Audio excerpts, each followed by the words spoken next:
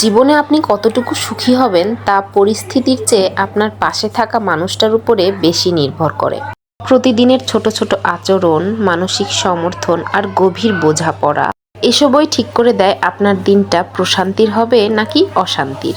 ভুল মানুষের পাশে থাকলে জীবনের সেরা সময়গুলো বিষিয়ে ওঠে, আর সঠিক মানুষ পাশে থাকলে কঠিন পথও অনায়াসে পাড়ি দেয়া যায়।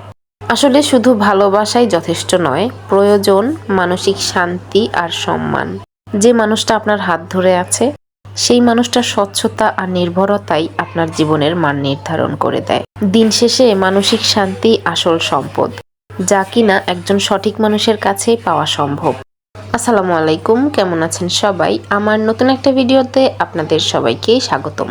ভিডিওটা বেশ কিছুদিন আগের, আমি খুব একটা সময় না পাওয়াতে প্রতিদিনের ভিডিও প্রতিদিন আপলোড দেওয়া সম্ভব হয় না।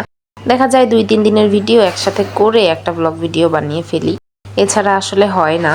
তো এখন এই যে ডাল রান্না করে নিচ্ছি, আর এখন এই যে পেঁয়াজ, রসুন আর পাঁচফোড়ন ভেজে নেব ডালে দেওয়ার জন্য। ভিডিওর শুরুতে করলা ভাজি করে নিয়েছি, শুধু করলা না, তার সাথে কয়েকটা আলুও দিয়েছিলাম। করলা ভাজিটা করে তারপর এই যে ডাল রান্না করে নিচ্ছি। এই তো ডাল রান্নাটাও হয়ে এসেছে, আর এটা তেলানিও দিয়ে দিলাম।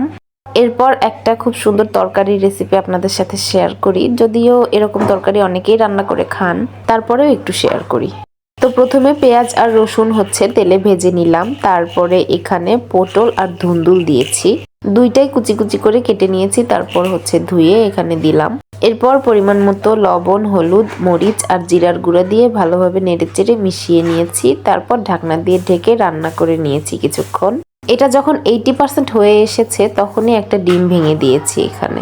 তারপর এই যে খুন্তি দিয়ে ভালোভাবে ডিমটা তরকারিটার সাথে মিশিয়ে নিয়েছি, তারপর আরো কিছুক্ষণ রান্না করে নিয়েছি, আর এরকম মাখো মাখো একটা তরকারি হয়েছে। এরপর বসেছিলাম কেক বানাতে। আমি আবারও বলছি, এই ভিডিওগুলো কিন্তু একদিনের না, মানে যেদিন তরকারি রান্না করেছি আমি সেদিন কেক বানাইনি, এটা তার পরের দিনের ভিডিও।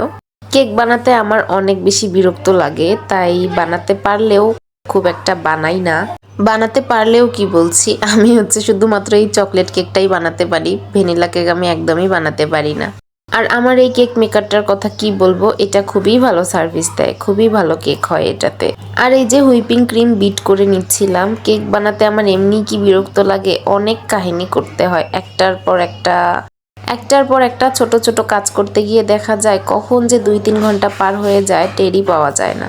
তো কেকটা বানিয়ে নিয়েছি আর ক্রিমটাও বিট করে নিয়েছি, আর এখন এই যে বক্সে সেট করে নিচ্ছি, কারণ ডেকোরেশন করার মতো কোনো অকেশনও ছিল না, আর এনার্জিও নাই। আর যেহেতু বাসায় খাওয়া হবে সেহেতু ডেকোরেশন করার প্রয়োজন নেই।